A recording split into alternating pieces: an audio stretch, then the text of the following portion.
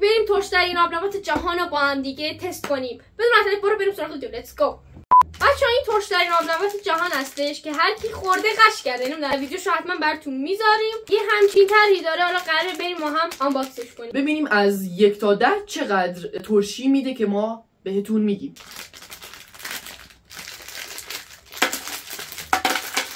بریم با هم دیگه تستش بکنیم. داخل ویدیوهایی که دیدین اینجوری که اونا میخورن واقعا یه چیز خیلی ترشه. حالا ما بریم با هم ببینیم اندازه ترشیش چقدره.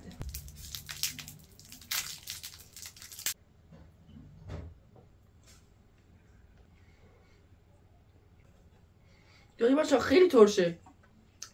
وای.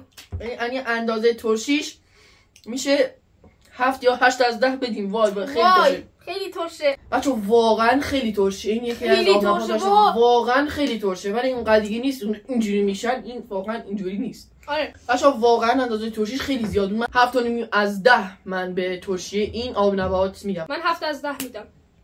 خیلی ممنون که تا اینجای ویدیو رو با ما همراه بودید. حتما اگر از این جور ویدیو دوست دارید داخل کامنت ها بنویسید و حتما ویدیو رو لایک کنید که ما حتما حمایت بشیم و کلی از این ویدیوها واسه شما بگیریم. راستی بچه‌ها اگه دوست داشتین خوراک جهان رو تست کنیم اونم زیر 20 تومن حتما عدد 6 رو توی کامنت ها برامون کامنت کنیم که بگیم کدوم آنلاین شاپه بچه‌ها. مرسی. خدافظ.